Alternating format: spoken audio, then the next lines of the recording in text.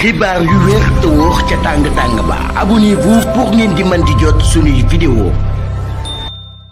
dal leen ak jàmm seen chaîne bi di Buzz 221HD waa mouvement politique bi ñu dippee gëm sa bopp ci njiitalu seen leader bii di Bougane Gueye Dany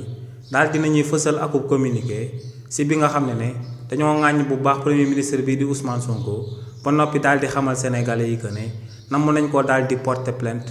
ci biir cour pénal international bii di CPI si li ni mel buñ sukkandikoo ci communiqué bi nga xam ne moom la waa gëm sa bopp daal di fësal ñoom ne lu leer ba am moom mooy que ne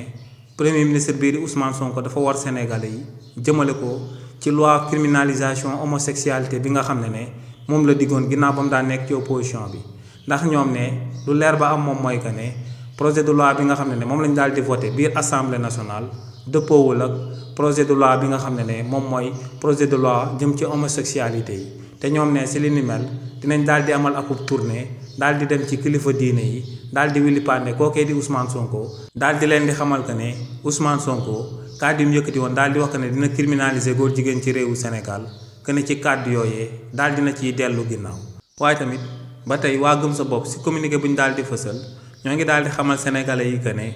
jàppante yu tar yi nga xam ne ñoom doon am ci biir université Anta Diop bu Dakar ba li ni mel daal di sabab akub étudiant en deuxième année buy uyoo ci turu Abdoulaye Ba daal di génn àdduna que ne loolee bu amee ci réewu Sénégal waa régime bu bees bi dañ cee am akub ngandam responsabilité te ñoom ne responsabilité yooyu ngir ñu daal di koy situer dinañ jël akub plainte daal di koy déposer ci biir cour pénal international ngir ñu daal di xool képp ku daal di laale wala ku daal di taxe jëmale ko ci deewu kookee di Abdoulaye Ba te ñoom ne dinañ daal di amal akub taxawaay bu am solo ba enquête yuñ ci war a daal di amal ñu daal di ko ciy amal bañ daal di xam chaîne de commandement bi nu mu demee ñu daal di mën a identifier responsable yi daal di leen di tëj kàddu yi ni mel